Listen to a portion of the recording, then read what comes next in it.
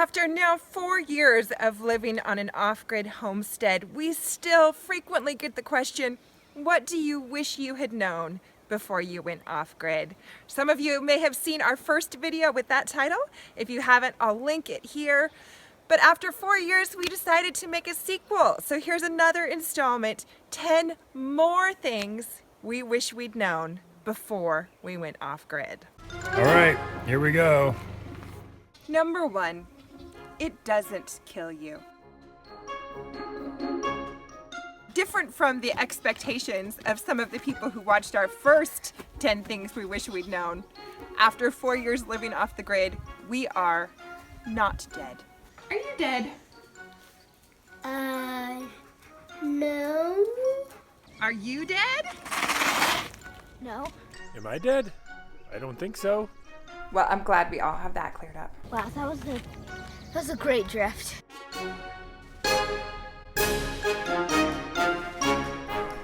Number 2, everything poops.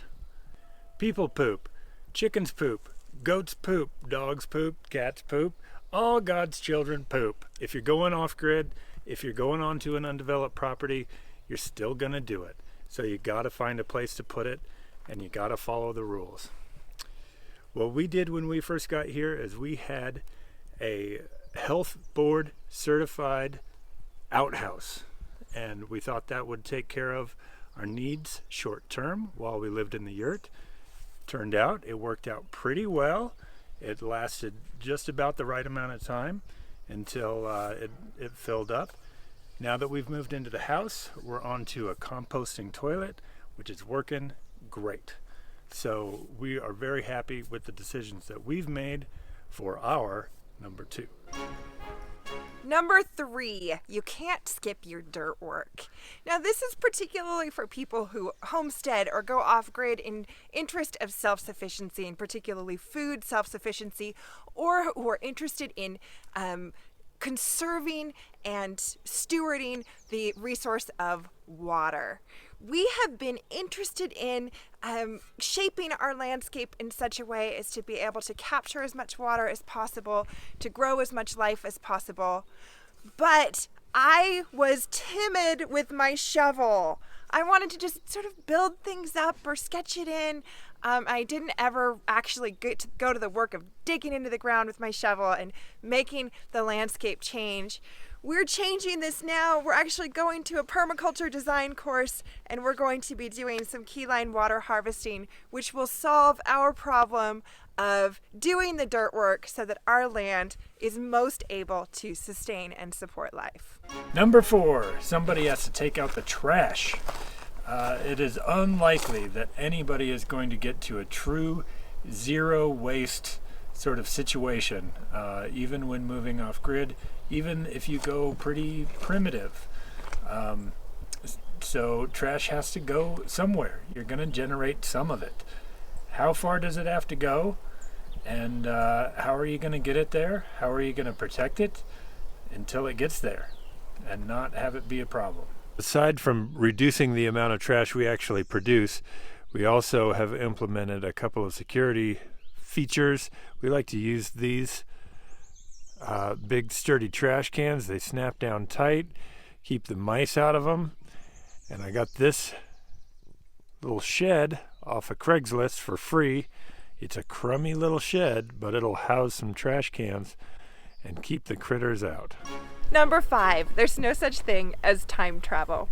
Although many of us come to a simpler life or a homestead life or an off-grid life because we're resistant to certain modern technologies or modern attitudes, and we have an appreciation for a previous way of life, we can't actually make the modern world go away, which is something to think about, especially if you're a family with children, thinking about how your children will be interacting with their peers and wanting access to certain technologies, or maybe you yourself will want access to certain technologies. We couldn't afford to install a full solar power system, but we did what we could afford for $1,000, this simple system at the halfway mark 2 years into our now 4 years of off-grid living, and this was a game changer. This really completely changed the game for us, possibly even more than the house. By allowing us to power internet here, it also gave us the ability to generate income here on the property. And of course, you may be someone who makes the choice to go completely without these things, which is a perfectly respectable choice, but it will be a daily choice. It will be something that you will have to actively maintain because, sadly, we don't actually have a TARDIS. Number 6, insulation is awesome. If you're going to move out into the woods or off-grid or start a homestead from scratch like we did, you're probably going to end up in some sort of temporary shelter for who knows how long. We moved into a yurt upon first getting out here, and we burned a lot of wood to keep that warm. Now that we're in the house with great insulation, insulated windows and everything, we burn a lot less wood. We spend a lot less of our own energy producing that wood to keep us warm, and it's a lot better. Number 7, you can cut down trees, but you can't put them back up again. Many people who go off the grid are interested in using their own resources to achieve their goals. One of the ways that our family has done that is my husband has built a timber frame home out of our own trees. It's been really exciting. It's one of our favorite things about our off-grid life and off-grid journey. But one thing that we have had to work out is how many trees to cut and when to cut them. We made a decision to cut a lot of trees at once at the beginning when we would have been better served to cut a few trees at a time and to trust that it is possible to get a tree to fall exactly where you want it to when you have that skill. Also, when you're cutting trees for timber frame, you don't necessarily want them to dry out before you get the frame fitted together. And we overestimated our speed in terms of how quickly we were going to be able to get the frame together. We did get the frame up. It's been a great success, but it would have served us to be more patient and careful in cutting down trees rather than trying to go for the big whammy and do it all at once. Number 8, wood is heavy. If you're heating with wood, you got to think about how much work you're going to put into moving that stuff, because cordwood is heavy. You got to get it from where it falls to where it burns, and you handle it 3 or 4 times in between, at least. So you got to get smart about how you do it. You got to have ways to move it, or you can also look at the efficiency of use. What we did is we installed a rocket mass heater, which uses much less wood than conventional wood stoves, and now we're able to get by with just the trash that we pick up off of the forest floor. That and scraps from the sawmill, and we're good to go. So we have now much less effort going into collecting our firewood. Number 9, the good, fast, cheap triangle still applies. This is something that I dealt with quite a lot in production shops. If you're trying to produce something, you can have it good, fast, or cheap. You can pick 2. If you want it cheap and fast, it's probably not going to be very good. And if you want it good and fast, you probably should expect to pay some money. You can produce your own goods, you can use things that you find, but all of that is labor intensive. One thing that we do out here quite a lot is we replace the money expenditure with a time expenditure.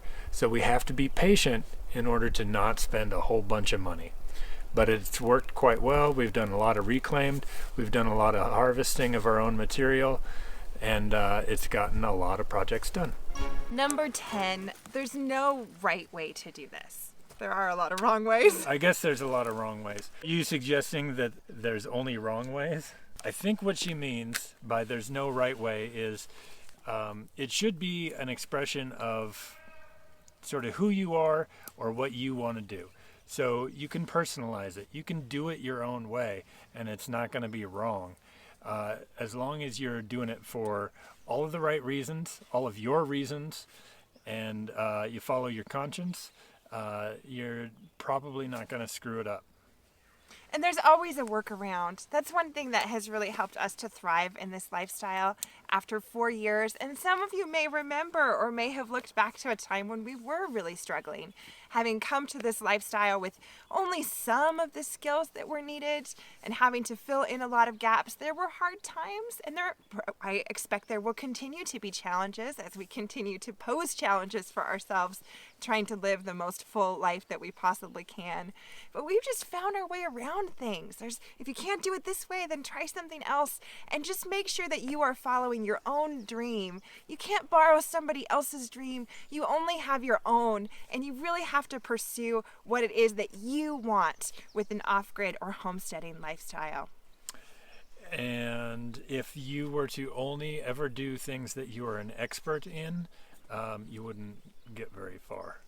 Right. Which brings us back to my point number 1, which is that the off-grid life hasn't killed us.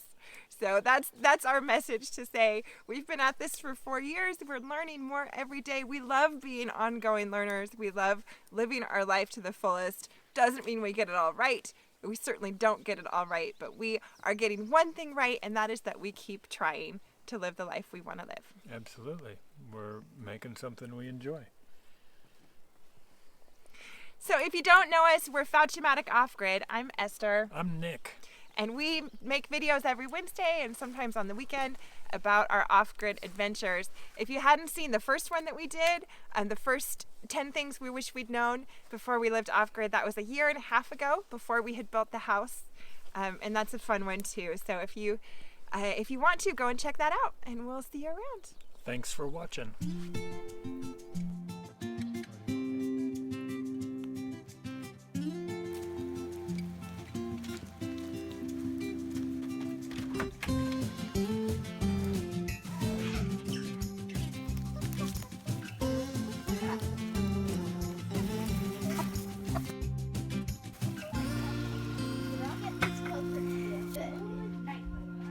Good night, little house. We're not dead yet. Could a dead person do this? Whoop.